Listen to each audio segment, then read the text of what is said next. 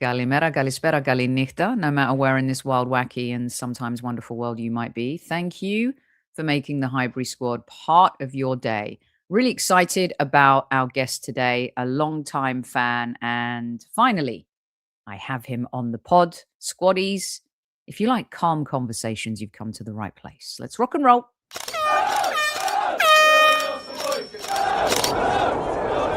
Mind the gap between the train and the platform. Please stand clear of the discussion doors. The next stop is Highbury Squad.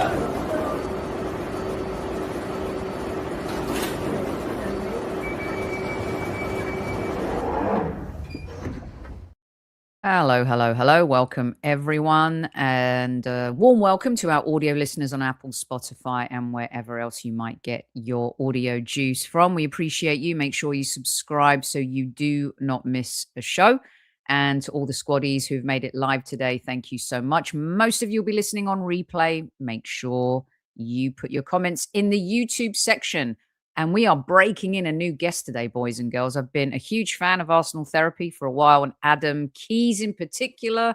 Welcome to Squad Central, Adam. Thanks for having me, and thanks for all the kind words. It's very, very nice to be here, and I'm equally a big fan of your work. So yeah, really good to come on. I appreciate you. Thank you so much. And really looking forward to our conversation today. Squaddies at ease, at ease. Make sure you listen to our Chief Like Officer, Tammy Steels. We are slowly crawling to 20K, Adam, and we'll make it. Harvey, yes, this is live. I am here. I owe them, you know what, Adam? I spring shows on them all the time. And then I'll pop a video in the video section. And because they're used to most things being live, they're like, is this live? Is she there? Is she not? You do a premiere. Wait a second. I'm asking Sofa questions. She's not answering it. That's not like her. That's kind of how it goes here. So here we go. Welcoming everyone. Tammy and Carol, Harvey, Matthew, Demsek, Kev. The whole fam jam is here. Thanks to those who've made it. Adam, how you doing? Are you enjoying the season? Yeah, I am. It's been a funny few weeks. It's one of those where if we beat Brentford on Thursday, we would feel a lot better. Beat Wolves tomorrow, we're going to feel better again. It's just that kind of cycle of the season. It's the run-in, it's the ups and downs, but it's why we all love football. And we are competing on all four fronts, which is crazy if you think where we were a few years ago. So I think it would be hard not to enjoy it, given where we're going and where we've come from. But what about you? How have you found this season? I'm loving this season. I think for different reasons, because number one, the squad and the depth. I think with the injuries, it's given me a level of comfort. And I don't think we've skipped a beat with anyone coming in. I know that people want sexier football. This is a season for me where we just need to get it across the line, Adam, and win the damn thing and get the monkey off our back. And then we can go back to like sexy champagne. But I feel like our listeners here know how I feel about it. In Europe, we've seen it. In the domestic cups, we've seen it. We know we can play great football, create chances, be super creative. But I actually like the handbrake on, handbrake off when Mikel's been choosing to do it in the Premier League.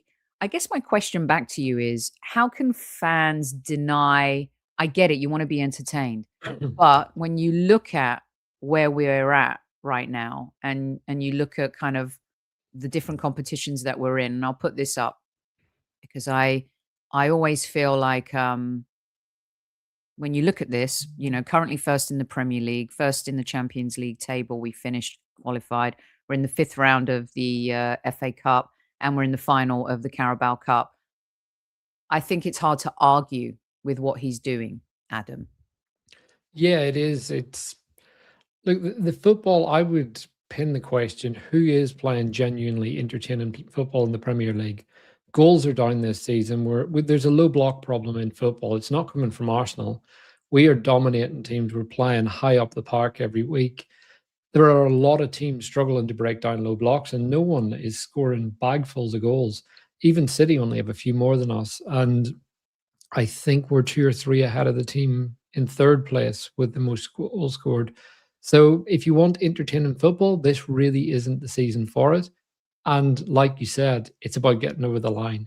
We've watched years and years of beautiful football under Arsene Wenger, and most of it led to very little. We watched 22-23, where Arsenal were unbelievable to watch at times, but ultimately we ran out of steam, and that's what I hope doesn't happen this year. It's about getting over the line, keeping going, making sure we deliver when we need to. And there's no games that were really, we don't have mismatches anymore. We did a few years ago. There's no game that we rock up to and we look like we're significantly worse than the opposition. That just doesn't happen to Arsenal. At the worst we ever come away with is we didn't turn up today. We didn't have our technical level, and it's more we didn't hit the level we know the team can hit, and that's why I think we get disappointed at times. But this team is sensational. I agree. You know, how I liken this is, and sometimes the listeners like when I do this, and sometimes they don't. They tell me. But being a team that's owned by the Cronkies and living in the States for most of my time during the year is I love American sports. And what I love about American sports is the playoffs. Now, there's less jeopardy, of course, in American sports without the relegation and promotion and stuff. But the playoffs, Adam, are where it all matters. And I hear all the time coaches here, even Sean McVay, who's employed by the Cronkies, is you just got to get to the playoffs, right? You can have the most amazing season. You know, like the New England Patriots, there's other teams, the Chiefs, they go unbeaten, they get to the Super Bowl, they lose it. What does it matter? You lose in the season, but you squeak into the playoffs. You can go on a wild card run like the New York Giants and win the Super Bowl not once, but twice. And I feel like in English sports, we don't officially have the playoffs. Of course, there's the championship and the lower leagues to come up, but get to the playoffs. And the playoffs really start like next month. You want to keep this gap, Adam, but this is where Arsenal need to change their narrative in the playoffs. You can't choke in March. And where it needs to be close is you get to the League Cup and you still are 4 points clear or maybe even a few more. You win the League Cup, you go to the Etihad, you win the title. It sounds so easy. But this is Arsenal's most important playoff season. You can't crumble. You can't be the number one team in Europe. You can't be the number one team all season and then crumble in the playoffs, Adam. That's how I see it. I agree. We are at the point now where I think it's now the run-in. I think I hope you would agree. We're now at the run-in stage of the season, that final 2.5 months, 3 months going into it. Knockout stage competitions are coming in the Champions League. You've got the 12 games left in the league. It's serious time. We've also got Saka, who's been very carefully managed over the winter period, just come back from an injury, and I hope he now goes on a run following the signing of the new deal. And I think there's a few players. You mentioned squad depth. That's such an important thing for the run-in, and that for me will define how we do for the rest of the season. It's how can we continue to rotate? How can we continue to make the attack a bit more cohesive and keep defending in the same way that we are not giving away stupid goals. We're not losing games stupidly. It's just a case of really grinding this period out. But a few years ago, we went on one of our biggest runs during this time and we were banging goals in for fun. 2 years ago today, we beat Burnley 6-0. I was sat in the home end next to the Arsenal fans. And as the Arsenal fans, stadiums are emptied everywhere we go, there was floods of Burnley fans leaving the ground around me. So this can happen. We can go on a big run now. We can put the results together. And I feel a lot of it depends on Saka's form. Interesting. So let's get into that. And maybe also the opposite narrative to that, Adam, is everyone keeps talking about this run that Manchester City are going to go on because we've seen it in season past. And then there's the contradictory part of that. Well, they're not the same Manchester City, but it's funny. All of a sudden they are, and we're afraid. And, they're the ones that are going to go on a run. But the 2022-23 season, that was, or 23-24, right? The Havertz January to May season, that was unbelievable post-Dubai trip. Let's talk about Saka, because I agree with you. He's been criticized this season a little bit. We've criticized him in a curious way, not in a let's all, kind of let's all hammer Saka, the guy who single-handedly saved this club in the last few years, right? It's hard because he's been such an important, integral part of Arsenal's resurgence. Um, Seeing him come through the Emery years, but also be like the backbone, the marketability factor of the club, the essence of everything that Arsenal stands for. And he came at a time where really the club was on its knees. There was nothing to really like about the team, no personalities. There was a lot of apathy. There was the cliques. But Saka kind of came through, and it's a testament to what these kids learn at the academy, but their parents, so many Haylanders' parents. I've had the pleasure of meeting Brando, Bailey Joseph's parents. Brando, I've been watching him play football and rugby actually since he was a kid. And again, amazing parents. Waneri, amazing parents. Even young players that have left, like Heaven, amazing parents. Like they just amazing families. And I think it's really important that people realize that in Saka, not only do we have a great footballer, but we have a great human being who you don't have to worry about this Arsenal team and the boys going out on the lash and getting drunk and setting bad examples. But he puts his money where his mouth is on the pitch. And I think he deserves this contract. And I'm hearing rumblings of, if I'm getting, even people on this show, on our post game, James or Albert, or if I'm paying him 300 grand, I want an ROI. He's given ROI to this club. Take it away, Adam. Talk me through how you feel about Saka, the relevance and the importance of this signing, and how desperately we do. I agree with you. If we're going to win trophies this season, we have to have a healthy and performing Saka. The floor is yours to wax lyrical or criticize. Yeah, I mean, the first thing I would say is this is the first time he signed a 5-year deal. So every other one's been 4. His agent has very carefully negotiated those deals for a next big pay bump in a couple of years. And he's deserved it each time. This is the longest he's committed to the club. And it's following on from Saliba doing the same. And it shows that these players are bought in. They believe that now is the time to win at Arsenal. But it also means Saka is earning superstar wages at Arsenal. At Man City, that's not superstar wages, but it is at Arsenal. Over 300 grand a week. I would imagine with bonuses and everything included, it'll be a lot higher than that. So he will be expected to deliver. The reality is 4 league goals this season isn't enough for a player of his talents. He's had a couple of injuries. Only 3 of those goals have been from open play. It's not that Saka hasn't been good this season. He has. He's been one of our best attackers. The issue is he hasn't been decisive in games. Part of that has been others not taking chances. When he's created numerous ones for people, they haven't put it in the back of the net. The movement hasn't been there. There've been issues on that front. But at the same time, I look at Saka and I know the things he can do. There's tweaks that Mikel can do to platform him better. I want to see Jurriën Timber get out of that right half space and let Saka take up that mantle. And the look of him and Madueke together as a partnership looks something very promising, but it was Wigan. We have to say that. It was League One opposition. Adam, can I just hold, you said something there about Timber and the half space. Can you elaborate on that a little bit for me, please? So far too often we're seeing Arsenal's fullbacks in the right and left half space, with our wingers being the ones to hold the width. So naturally, a principal play is width.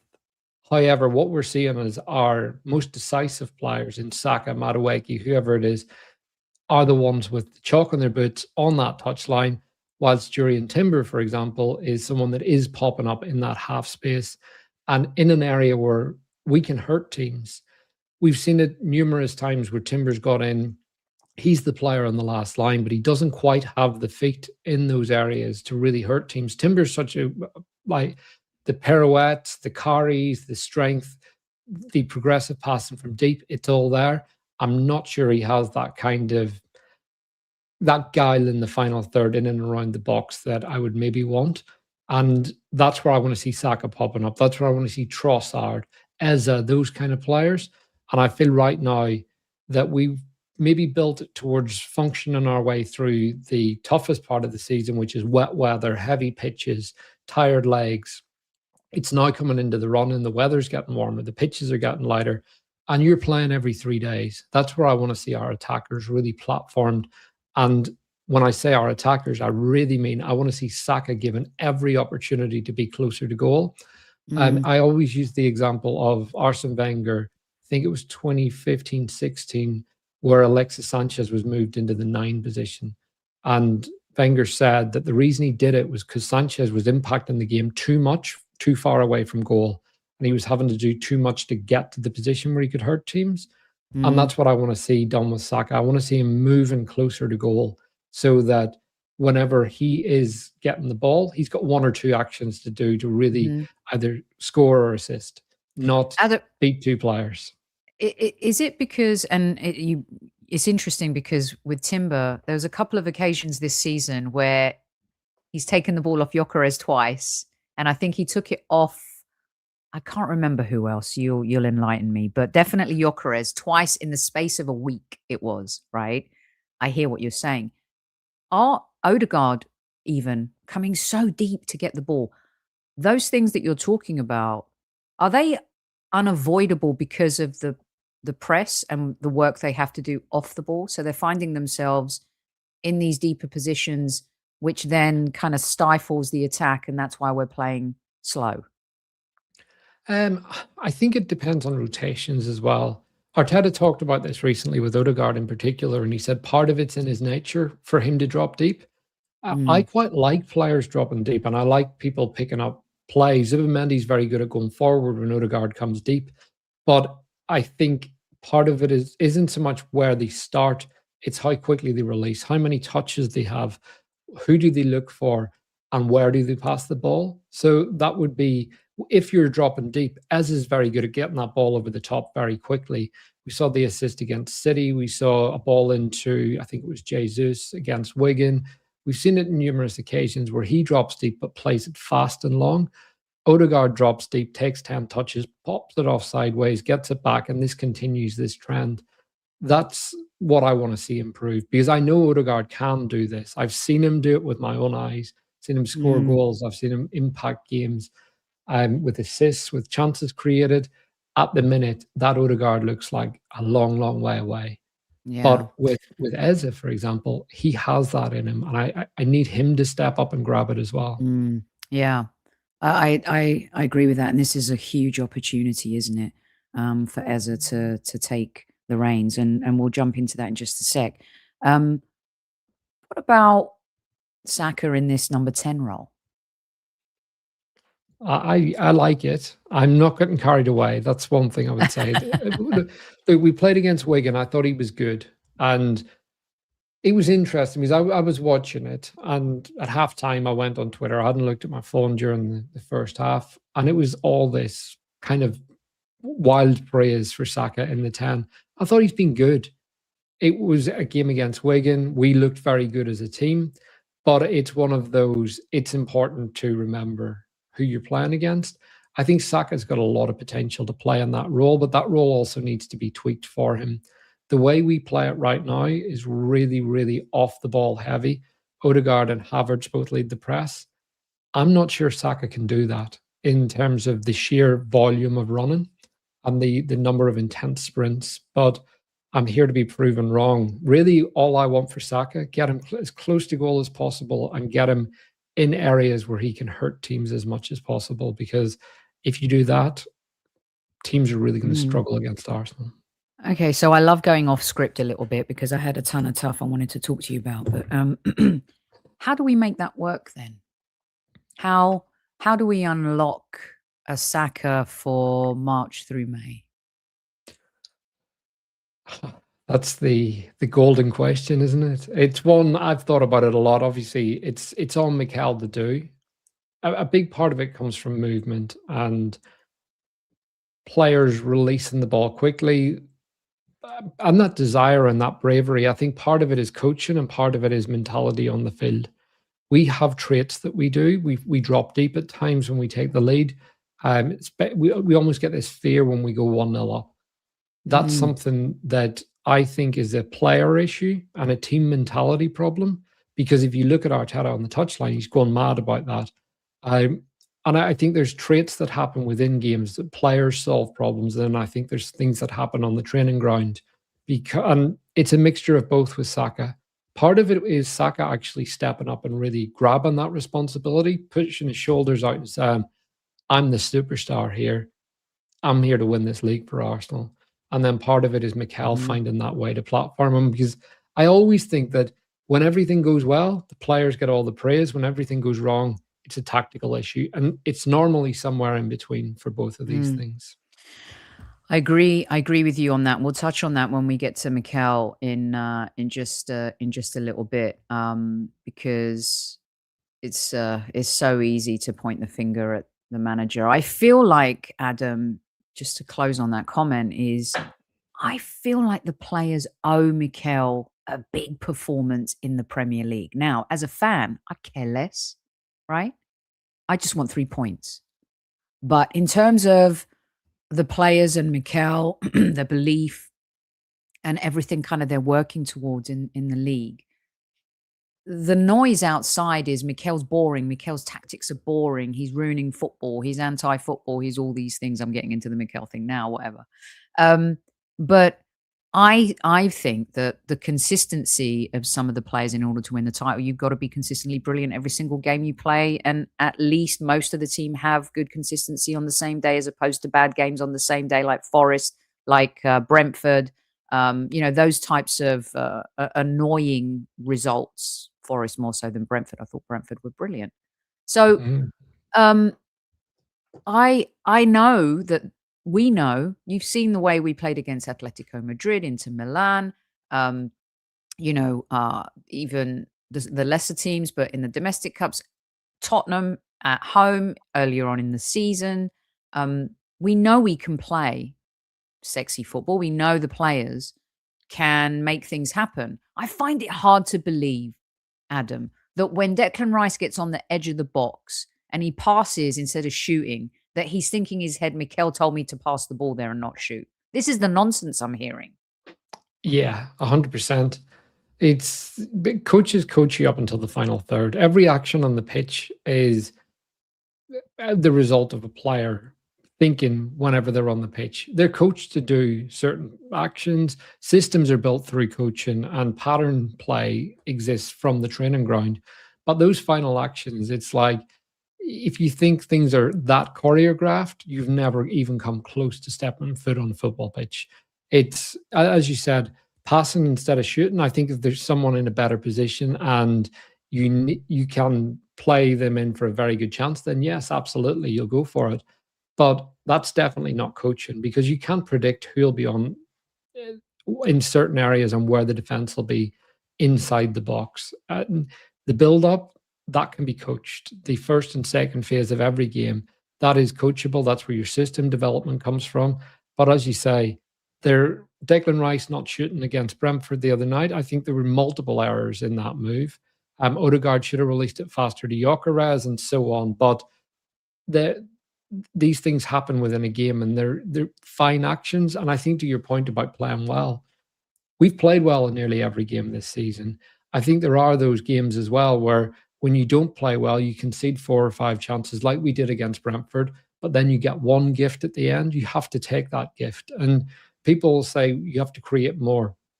Fully agree with that. But even the most creative teams will have games where they maybe have one chance and they just have to take it. So that's how you get over the line. And unfortunately, it's gritty and it's not always nice. But I've seen title wins from Arsenal in my life. I'm old enough to have experienced them. And I know that the Invincibles didn't play beautiful football every year, every week. Far from it, and played better football the year before whenever they didn't win the league. So this is football, and sometimes you just have to knuckle down and grind it out. 100% agree with that. I think everyone's expecting us to be like 12 points clear in February and it be done. And that's just the PTSD kicking in. Let me get some of the squaddy comments up for you. Kevin Harold said Saka will have more freedom in the 10 position. Harvey, I hope Saka's fiance is not nagging him too much. Well, I'm sure he's happy and we want them all settled and happy. Our chief like officer, Saka in the 10. Let's see. We've got Cincinnati. Saka is now the most highly paid mascot in the history of sport. Wow. That's a little harsh. Crikey, Cincinnati, explain yourself. Let's see. Kevin, will Saka playing midfield be used more or just needs? We just answered that, I think. What about trying? This comment here, real quick for you from BX Gunner. What's the point in trying something out against lower opposition if we're going to try to implement it against better teams? What do you think about that? Are we? Was it an experiment? Yeah, I think it's definitely. I've described Wigan as a glorified training session with the intensity of a crowd. And that's how I think it will be. There were things that we tried on the pitch that I think will happen. They may happen in the last 20 minutes of a game, for example. They may not happen from the start. Mikel places so much focus on finishers now in the way that he maybe didn't 2 or 3 years ago. So I think when we say things aren't happening, people think of things. He never does this. It's like he may not do it from the start, but the likes of Eza, Saka, as kind of dual tens with Madueke and Trossard started or Martinelli outside of them, that stuff may happen later in games whenever we are chasing a winner or whatever. So I think that we will see some of those actions. There were too many things that were almost clearly engineered in that game to ignore. The other thing I would highlight from that game was Miles Lewis-Skelly was supposed to start in midfield, and then Calafiori got injured. So again, we've been calling out for that for a while. It felt like Miles got robbed, especially when Calafiori's fit and fine to face Wolves. But I think there was experimenting done in that game that may also be done against Mansfield now. We've got another opportunity, and these opportunities for experimentation don't come along very often. No, they don't. And how great a tie for us in the FA Cup. Stuff like that just doesn't happen to the Arsenal in the FA Cup over the last few years, much to the chagrin of many a opposing fan. Okay, so let's talk a little bit about Saka, who hasn't played great this season. And I know that coming back from that injury, we're hoping that he will be the same player. He's still, as many Arsenal fans say, probably our most important player. But we also saw Noni and Saka play together. We talked about that a little bit. We saw Eza perform really well against Wigan. Again, fans want them performing like this against the bigger teams. What have you made of, and what do you make of the potential going forward here, Adam? It's almost like at this point of the season, right? Teams know each other. They found each other out. I felt like Havertz coming in January and Jesus, that they felt like our January signings, almost like this rebirth of something that we know that had gone away, but is back again, without the kind of risk of going into the market, whether a play is going to work or not. And not that they were the answer to everything, but they were able to kind of help, right? You don't have to be the rock star. We've got so many players that can do different things that it doesn't have to fall on Saka again, like it has done over the years. You can bring in, I love Noni. I love his unpredictability. I love that you don't quite know what's going to happen at the end. And I know the end product has to be better. But this kind of approach where he brings, I think, especially in the Champions League, it could come up trumps. And the same with Eza. Talk to me about Noni first. And if you feel like he's worked, if you feel like he's a good sub for Saka, if you'd like to see Noni on the right and Saka on the left, and bring in Trossard off the bench or Martinelli. Talk to me. Yeah, I'm a huge Madueke fan. I think he's a breath of fresh air. I love his energy. He fits this team. He seems settled already. I think it's been overlooked that he missed over 2 months with a serious knee injury as well. So a lot of the kind of November, December period was him coming back from that injury and getting his fitness again. And then over the last month, I feel like he's really found his rhythm. Saka's injury probably came at a good time for him because he came in against Leeds, got his first goal in the Prem for Arsenal, and that was his first goal for over a year. It was one I think it was important that it was awarded to him because it gets that monkey off his back and it gets people no longer saying things like no Premier League goals for 380 odd days. He then goes out and gets a really big goal against Brentford, great header, and then scores against Wigan. So he's a player in real form. He's got 3 in his last 4 games. So look, I think he's really growing into this team. He's starting to look confident. He's starting to kind of get to grips with things. He's getting to know his teammates. But I would love to see him and Saka play together, with Saka as an interior and him on the wide right, or with the two of them on the wings. I don't really care who lines up where.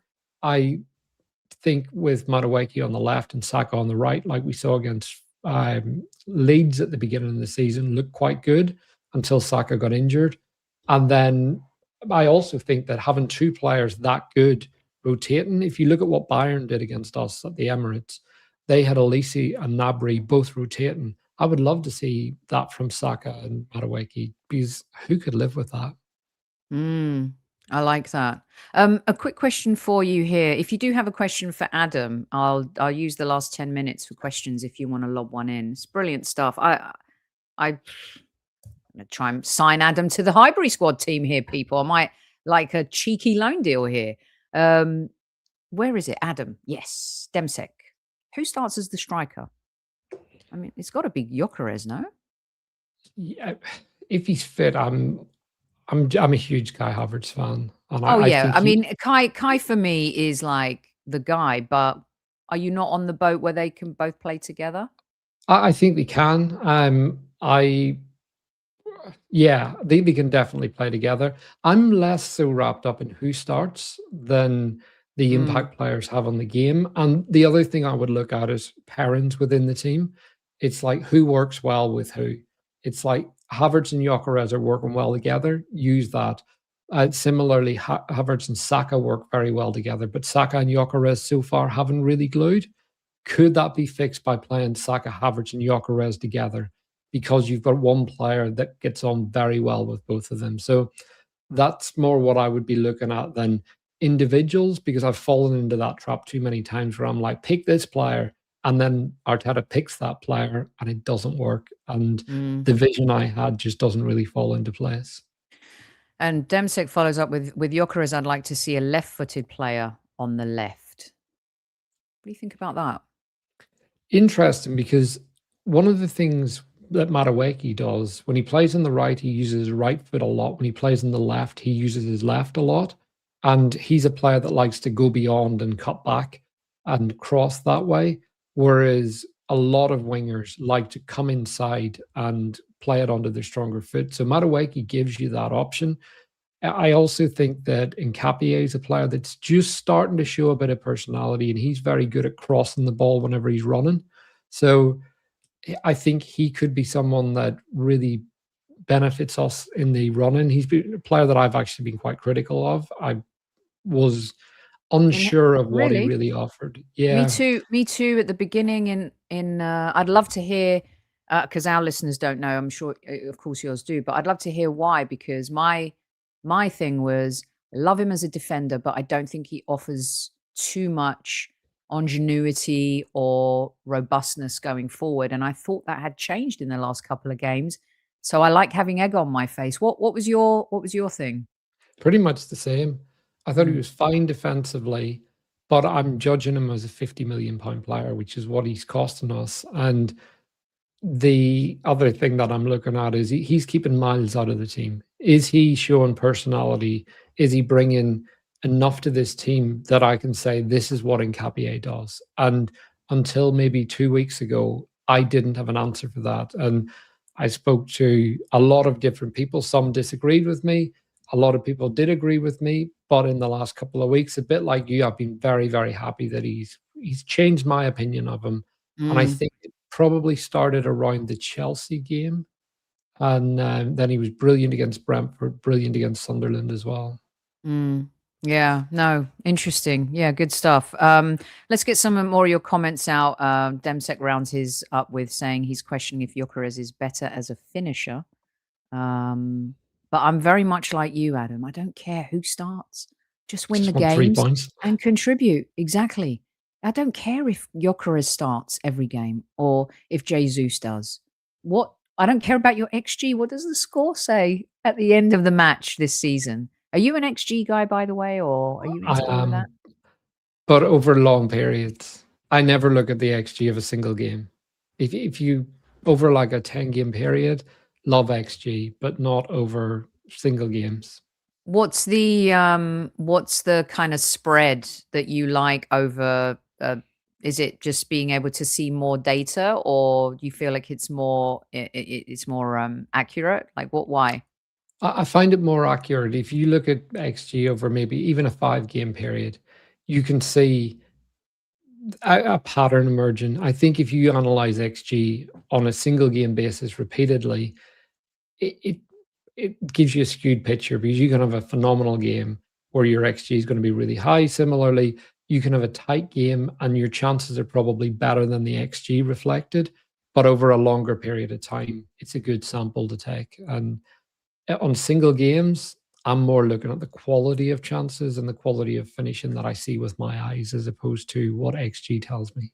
Mm, yeah, interesting. I just feel like, and maybe I'm too old. I don't know, Adam, but what's the score?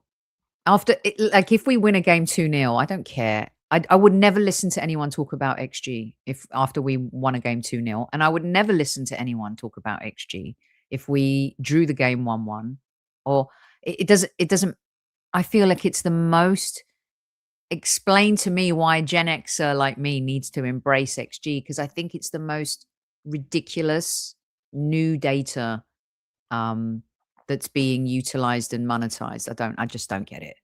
Maybe I'm thick. Maybe I'm just thick. I don't get it. I see. I would argue it's the most accurate reflection of chance creation quality as opposed to just shots on target. And it gives you an idea of that. But in terms of you don't win a game by XG. That is something that I don't like when it's like, oh, but our XG was this compared to them. It's more I look at it as a reflection of understanding what the chances were like, and when you compare that to the score, kind of Yeah. why you didn't win a game or so on. But yeah, I don't read massively into it. It's more a reflection of longer term performance. Okay. Speaking of longer term performance, Adam, uh, Arsenal fans love a scapegoat, don't they? They just love a scapegoat. Ladies and gentlemen, I would like to introduce to each and every one of you 2026 Q1, because we still have a lot of quarters to go. But I would like to present to you the scapegoat of the season. And you know what? He's such a scapegoat. I may have actually deleted his photo. No, I didn't. Martin Odegaard, step up. You are Arsenal's scapegoat so far in 2026. Maestro no longer, Martin Odegaard. You are surplus to requirements, apparently. And the rumors, the bogus conspiracy theories and rumors about the captain. Oh no. Adam, where do you sit? No doubt he needs to play better, be better. I don't know. Have people taken into consideration that he might actually be recovering badly from injury since last season? Is he holding himself back for Norway in the World Cup? What say you, Adam, about Martin? I don't know. I think this is 4 injuries he's had already this season. So the one thing that we can't deny is he looks frail in comparison to what he looked like a few years ago. There's games where I look at Odegaard and think, you are a phenomenal footballer. I'm so pleased we have you. And then there's other games I'm thinking, just pass the ball, keep it moving, do the basics well. And I think the criticism of Odegaard, like a lot of things, lies somewhere in the middle.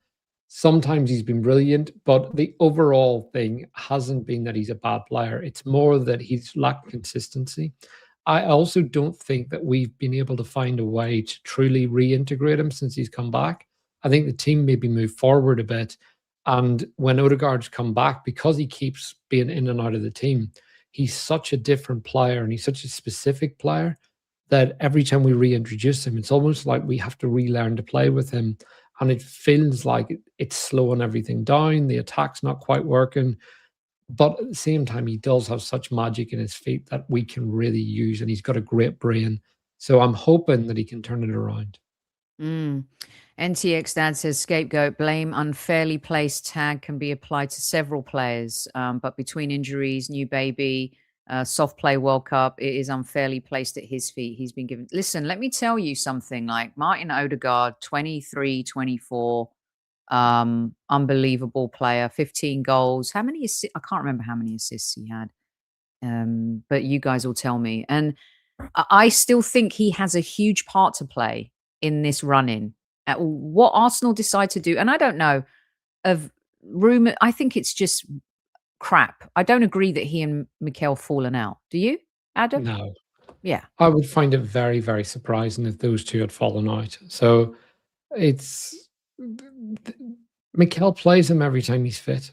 And I think that Mikel Arteta is a winner. He's someone that also isn't scared to drop a player. He stripped Aubameyang of his captaincy. He eh, like kicked Ozil out of the squad despite being a former teammate of his. And I think he's in a position where he's now picking the players that he thinks will do the best job on the day. And I don't think there's any reason why he would have fallen out with Odegaard or nor Odegaard with him. We've had other players that have stepped up in Odegaard's absence, and that's just part of football. The team constantly evolves, and Mhm. Declan Rice has stepped up massively. William Saliba, I think, is maybe the most underappreciated player in world football because we've normalized how good he is and what a leader he's become. Gabriel as well, Zubimendi. So I don't think that there'd be any falling out. I just think it's a case of Odegaard needs to get his form back and re-win his place.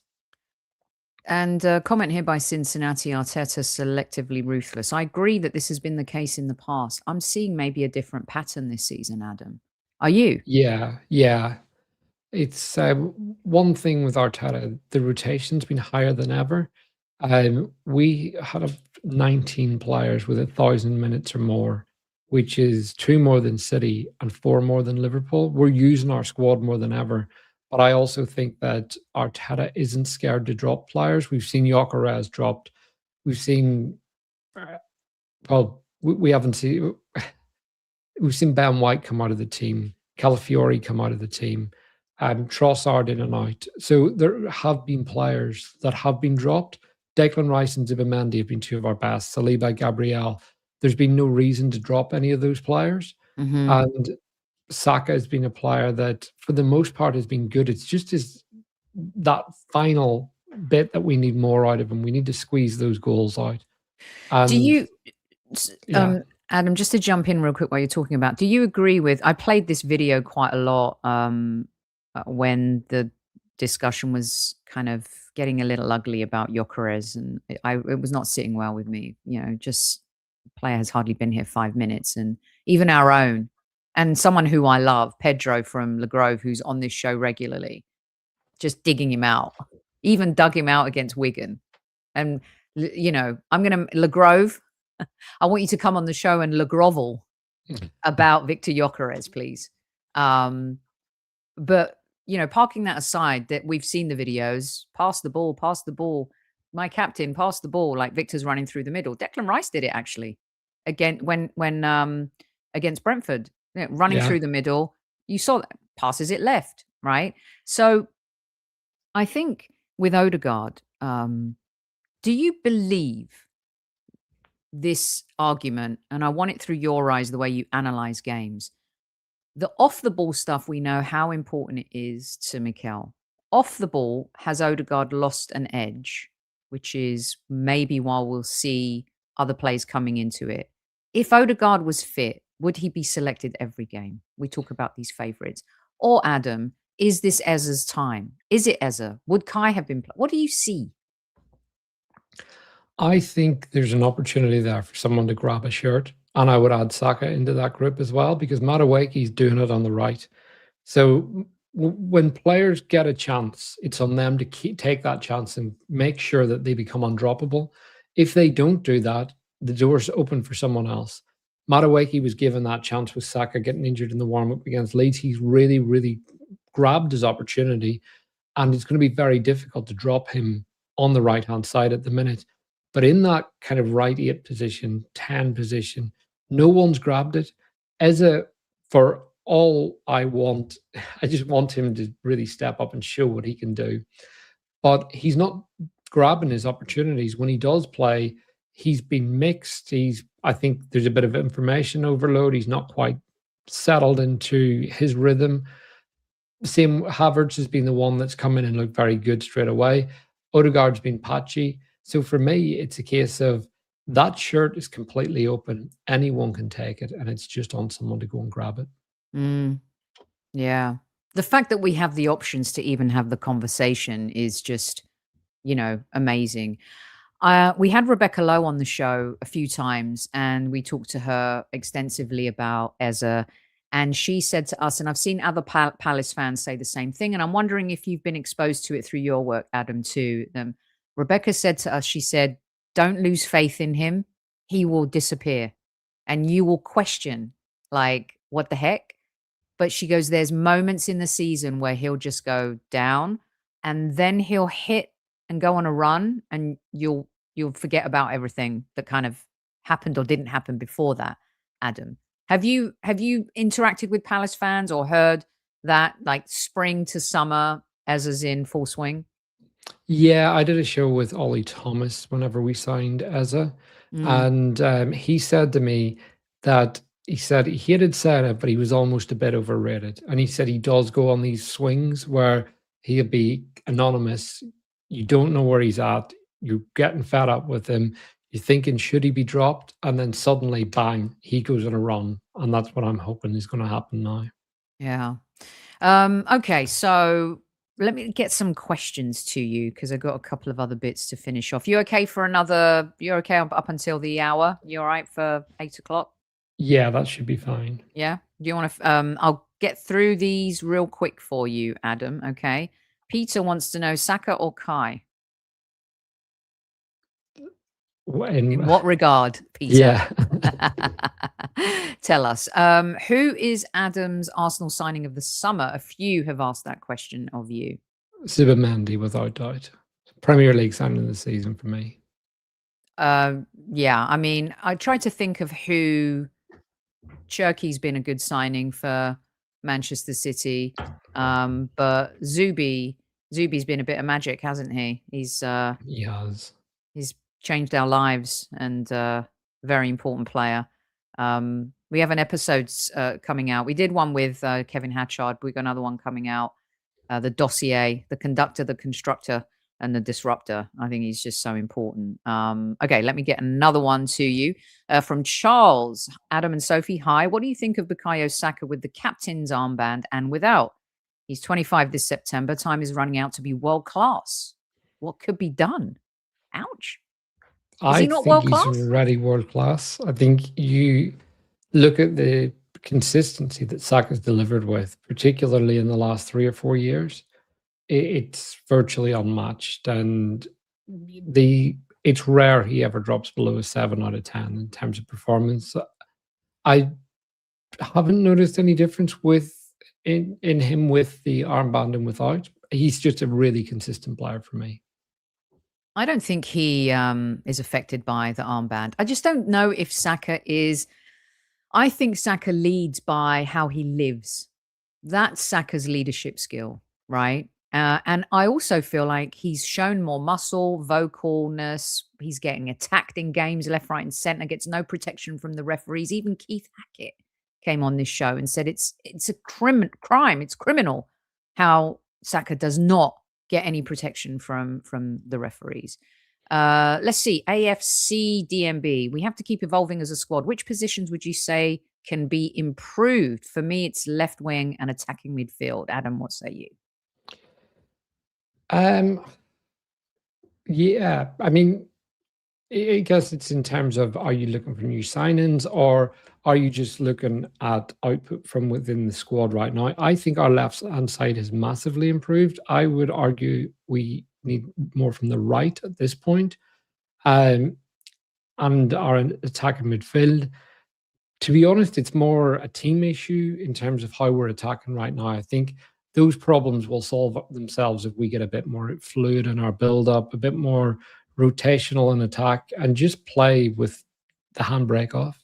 Yeah. A nod to Mosquera, by the way, who has Harvey, I agree, and others, and Demsek and a few of you. He has been a tremendous signing. Handbrake off. We like that. A couple more quickies for you here, Adam, and we'll get you out. I'm going to pick which one. Harvey's got 2 questions. I'll pick this one. Who's a bigger miss, Odegaard or Marino? I am going to say Marino, and I never thought I would say that. He brings clutch goals, and I think we would have beaten Brentford the other night if we had Marino. Yeah, he's quite a player. Okay, one more. Let's get this one in from Colistan. Hear me out. It's a marathon, not a sprint. Are we not seeing Arteta manage the team in order to keep at a high level in 4 competitions at the end of the season? Yes, Adam. Yes, we are. And I think that's part of the, as I mentioned, the number of minutes that have been played across the squad. To have 19 players on over 1,000 minutes not only shows that we've got a lot of players that are available, but all those players are playing competitive minutes. That 1,000 plus is meaningful minutes. And we're talking about Miles Skelly getting less minutes. He's already played over 1,300 minutes this season, which for a 19-year-old is a lot of minutes. And if you look at the players below that 1,000 mark, you've got Havertz, Jesus, Christian Norgard. Those players all probably go above that very soon. So there are plenty of players that are being used. And that's a stark contrast to 2 seasons ago when we were in this race. And you look at Emile Smith-Rowe, and he was getting on 500 minutes for the entire season. And this is a problem that we had in previous years. Players are now playing. Every player in that squad is competitive. And Norgard is someone that I think should be used more. He should be taking minutes off Zubimendi and Rice late in games. This is where Arsenal need to be 2 and 3-0 up. Bring Christian Norgard on. Take those minutes away from Zubimendi. Give him 20 minutes because he looks ready every time he steps on the pitch. And he's got a great passing range that I think could be useful later in games to just ping it long.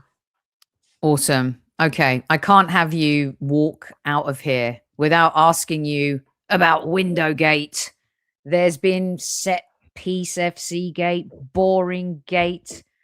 I don't know what else. Now we've got Windowgate and Mikel Arteta under the microscope again for being so evil, not rolling his window down to sign this autograph, which, by the way, there are many of us on this show, Adam, who really don't like these signs of, can you sign your shirt? Bring me your shirt. Imagine losing like 3-0 and some kids asking you for their shirt.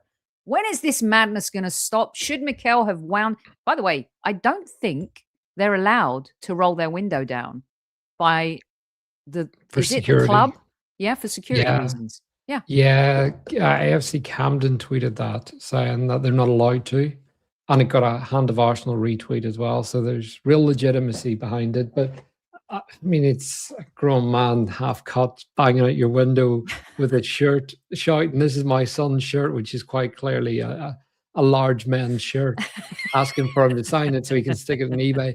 There have been reports floating around that this bloke was inside the ground, absolutely steaming, got sold a fake ticket, and then got another one, got in, and the people beside him ended up basically encouraging him to move because he was so annoying. And I think he might have been escorted out of the ground at one point. So, so yeah, but Mikel's got his wife and kids in the car. It's you've got someone. If someone comes up to my car and I'm in town, I'm getting something, and it's late at night, I'm not rolling down my window. And whilst if we think it's a fan, it could be anyone. And these people are extremely high profile. We normalize them and we think we know them because we're so obsessed with football. But yeah, just get over it. It's a really, I think it's bizarre that someone would be screaming at a window, asking for you to sign a shirt. An adult. And I agree with Mifkat here. I think if he was alone, or rather with security, then maybe he could have had the window open. But I think with the family inside and the stadium, I mean, it's just nonsense. He had his kids in the car, like Marina says. I'm never doing that. Let me tell you something. I was a publicist in the entertainment industry for years, okay? And working with some of the most high profile talent. And let me tell you, you guys have seen it. There are psychos out there, psychos. So, as much as some people are attacking Mikel more for this than they did Jamie Carragher for spitting at a teenager. It's insane. This innocent face, look at him. He couldn't hurt a fly, could he? Look at Mikel next to David Moyes. The maddest thing about this picture is that he's just played 90 odd minutes of football. He's got fully suited up and the manager's still in his training gear. He's about 22 in this picture. This picture, this video of Mikel is gold. I was like, I wanted to make sure that people at the club had seen it. So I sent it to someone, one of my contacts over there. Go, please tell me you guys have seen this. And they're like, isn't it gold? They loved it. It's brilliant, isn't it? Class. It's class. Look at that. Mikel Arteta next to David Moyes. By the way, he's more David Moyes and George Graham than Arsene Wenger. Adam, tell everyone what you've got coming up, what you got going. You've been brilliant. And we do not want you to be a stranger. We would love to have you on the show more often. Well, anytime, just drop me a message. But yeah, thanks for having me on. You can find me on YouTube at Arsenal Therapy. I do kind of tactical breakdown shows. And then you can follow me on X as well at Adam Keys. So I kind of waffle away on there. I love Probably too much. So yeah, if anyone wants to drop me a follow, come and find me. In 30 seconds, could you give your 11 for tomorrow and your prediction? David Raya, Nkapie, Gabriel Saliba, Timber, Rice, Sibamendi. I'm going to stick with Eza. Madueke. No, I'm going to play Saka as a 10. Madueke, Gyökeres, and Trossard. All right. Prediction? Do you like predictions? I don't like doing predictions. I just say I think we're going to win. I don't, but I did live on M5 a couple of weeks ago. And before the game, I misspoke and I said we have to win 3-0. And then I meant to say we have to win by 3 or 4 goals, but I doubled down like Gary Neville would and it finished 3-0. So I'm going to go 3-0 tomorrow night. I love it. And did you enjoy doing the M5 thing? You did a great job. Yeah, I've been on a couple of times. Yeah. So great day out. And it was hosted by my good friend Femi Colioso as well. So it was nice seeing him. Brilliant stuff. And this is a good way to end. When so much football content on YouTube is piss and vinegar, Sophie's serving champagne. Great show. I'm blue collar when I want to be in champagne. Today was champagne because Adam was on. Adam, brilliant stuff from you. Thank you again for joining. Make sure you go give Adam a follow. He's really a calming figure and his insights are great. I love the way he thinks about Arsenal and the beautiful game as well. Squaddies, we will reunite tomorrow after hopefully a victorious performance against the worst team in Premier League history.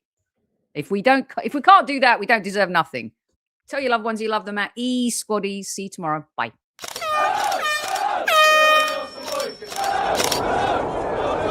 Mind the gap between the train and the platform. Please stand clear of the discussion doors. The next stop is Highbury Squad.